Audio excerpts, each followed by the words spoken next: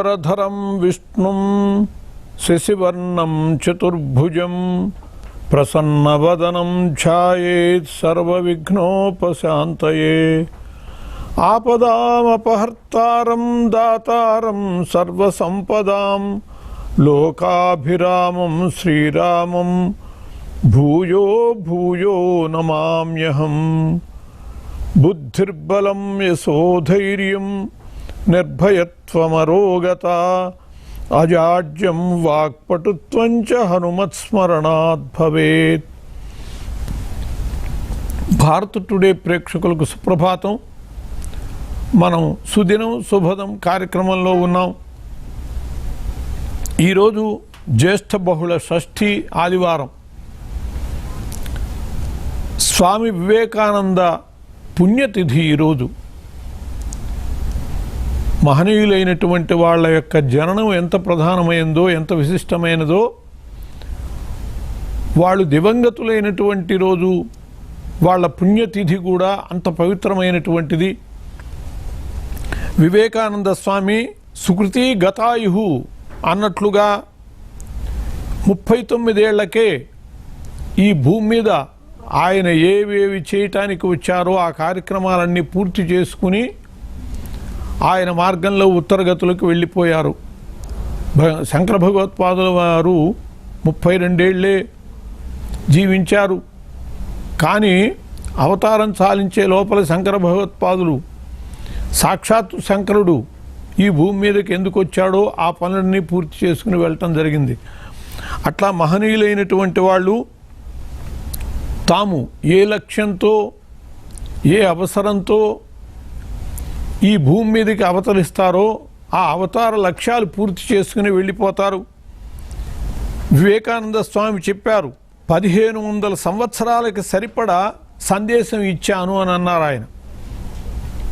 నేను ఇచ్చినటువంటి సందేశాన్ని పూర్తిగా గ్రహించటానికి మరో వివేకానందుడు రావాలి అని కూడా తెలియజేయటం జరిగింది. అలా ఈ సమాజం కోసమని అంత సాహిత్యాన్ని, ధార్మిక సాహిత్యాన్ని అందించినటువంటి వారు.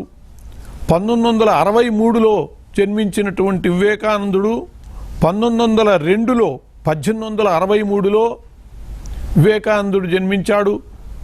1863లో జన్మించినటువంటి ఆయన 1902లో పరమపదించడం జరిగింది.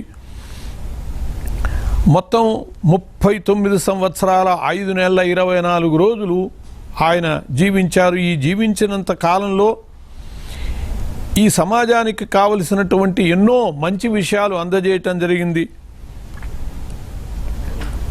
తిరువనంతపురంలో సుందర్రామయ్య గారు అని చెప్పి ఒక ఆయన వివేకానంద స్వామిని అడిగారు, ఓ మహానుభావ, మొత్తము హిందూ ధర్మాన్ని, హిందూ సిద్ధాంతాన్ని 2 మాటల్లో చెప్పండి అని అన్నారు.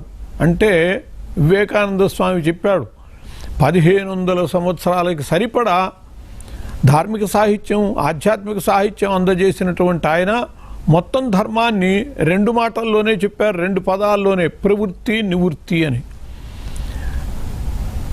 వాటిని గురించి ఆయన చెప్పారు ఏమిటంటే, సంసారంలో ఉండేటటువంటి వాళ్ళు ప్రవృత్తిలో ఉంటూనే నివృత్తి వెలయునట్లు ఆచరించాలి అని చెప్పి, సంసారంలో ఉండేటటువంటి వాళ్ళ ప్రవృత్తి అవసరం, ఆ ప్రవృత్తిలో కూడా త్యాగభావము, నివృత్తి భావం ఉండాలి అని చెప్పారు.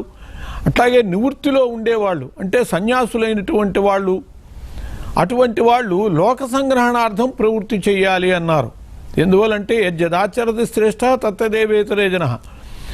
గొప్పవాళ్ళు ఏది ఆచరిస్తారో సమాజం అది ఆచరిస్తుంది.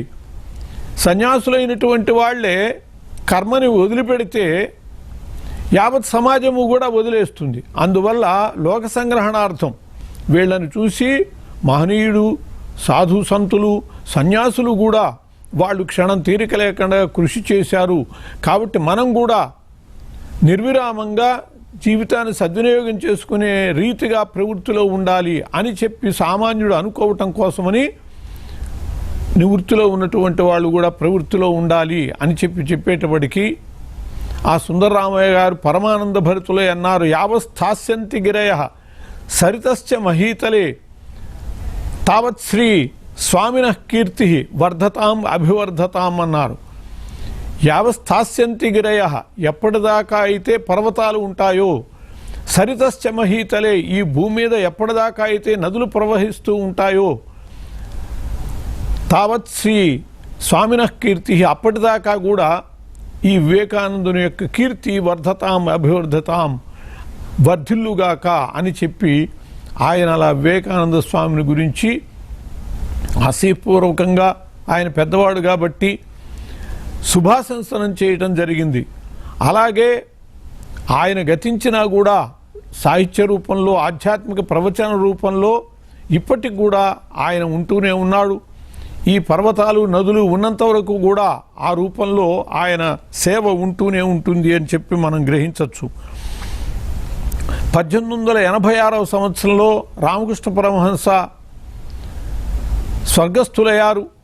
ఆయన వెళ్ళే ముందు 4 రోజుల ముందే తమ శక్తినంతా కూడా వివేకానందునికి సమర్పించడం జరిగింది.